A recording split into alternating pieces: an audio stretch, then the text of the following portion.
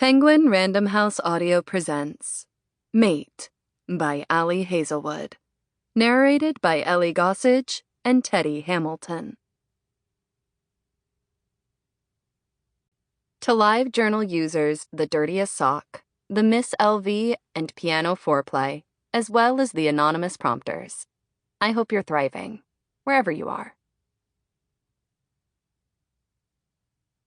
Prologue. The child had been trained well, not by her family, but by life. When the door broke down and she ran for her mother, it wasn't to seek comfort, but to provide it. "Come with me," she wanted to beg, but since the words wouldn't come out, she tugged at her sleeve. "Come with me. It's better this way." But the mother freed herself and didn't spare a single glance for the girl, who had no choice but to retreat upstairs, alone. There was a man sleeping in the bedroom, a cruel, nasty were who scared her nearly as much as the people breaking in. Still, she shook him awake to warn him. "I'm trying to get some fucking rest for once," he roared, pushing her away. The girl ducked down before he could hit her. "If you can't keep quiet." He stopped, realizing that something was amiss. She glanced around for a hiding spot and slipped inside the closet. For a while, that was it. She hugged her knees and breathed through the musty scent of old clothes. When the screams started, she began counting. The people in the house always called her stupid, but she could go up to 1,000, and the numbers in her head, stacked one after the other, covered the wails of pain, the snarled insults, the sounds of snapping bones. She kept silent, even as the noises grew closer and louder. 205, 206, 200 and... A pool of viscous blood seeped in from under the door, and the child could no longer control herself. Her gasp ricocheted off the walls of the overstuffed closet before she could cover her mouth. She knew then that she was as good as dead. No, no, no, no. Trembling, she bit her lip and prayed to her mother's old god. In the darkness, she could not make out the color of the blood. "Stay calm," she told herself, shrinking into a pile of ancient blankets. The pleas had stopped a whole minute earlier, but there was still movement all over the house. Maybe it was her mother. Maybe she was coming upstairs to look for her.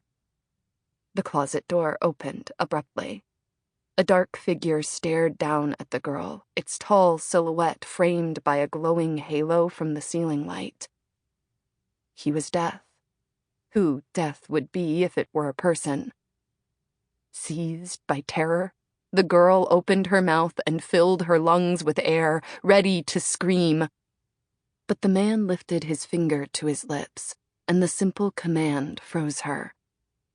"Not a huge fan of shrieks," he explained, coming closer.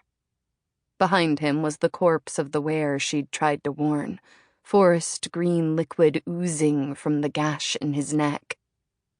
And she was going to be next. "Don't beat yourself up. It's not because you made noise." Death's voice was a low rumble cutting through the silence. He seemed distracted, glancing around the room, as if looking for something he may have misplaced. "I could smell you the second I walked inside." He crouched down to her height, carelessly stepping in blood. The child's teeth chattered with pure fear. "Beg," a voice ordered. "Beg him." But her mouth wouldn't open. "You up there?" someone yelled from the first floor, and the girl jerked. She tried to be brave, but tears began streaming down her face. The man noticed, and his expression became displeased, just like Mother's had when the girl used to complain about their new life. Weak, crybaby, selfish.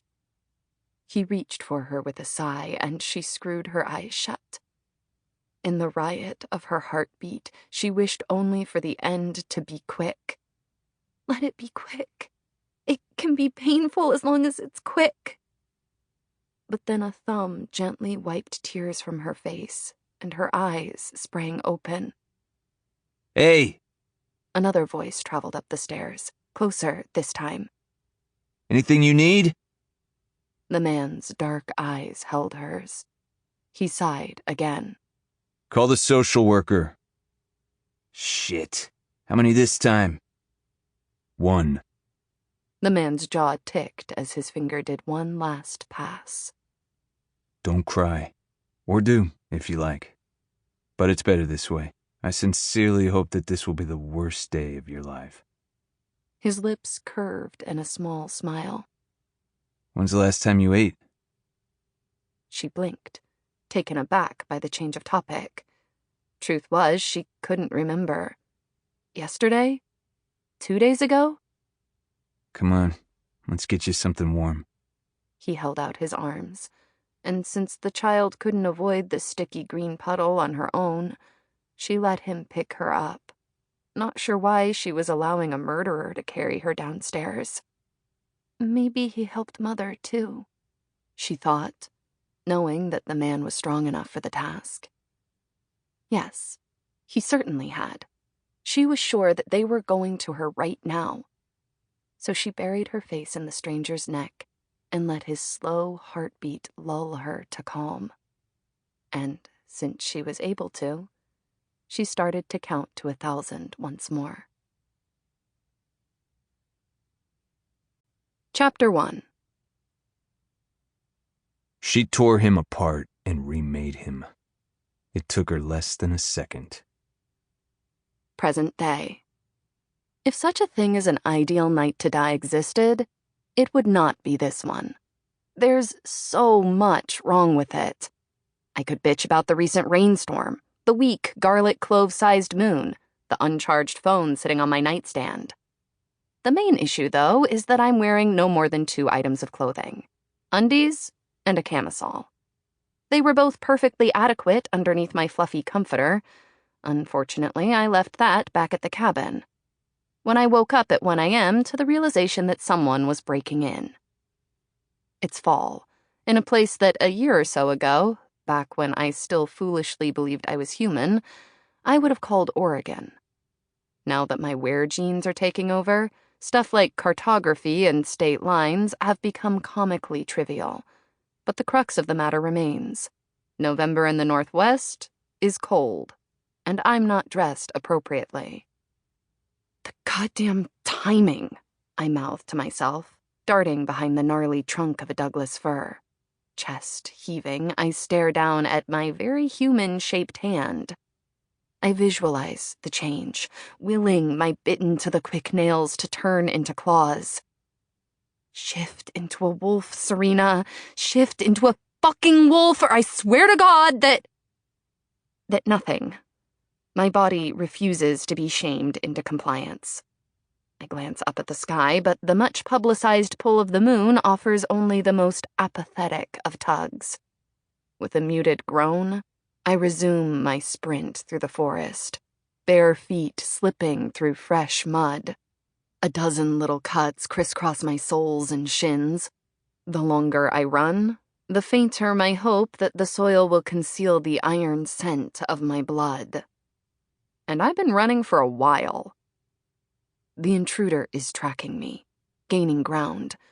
The wind carries his ever closer smell, and I don't like what it tells me. Vampire. Adult in his prime. Eager. The thrill of the chase titillates him, and his arousal scrapes against the bottom of my stomach. As revolting as that is, though, it's the least of my problems. Because if I can smell him this clearly, there's a very high chance that he's close enough to... At long fucking last. The words hiss like bullets in my ear. An instant later, my back is slammed into a trunk. I don't know what hurts most. The bark biting into my skin, the hand he curls around my throat, or his disgusting, maniacal stench. The forest is pitch black. There's no darkness through which wearers cannot see. but I got only half of those. Sample complete. Ready to continue?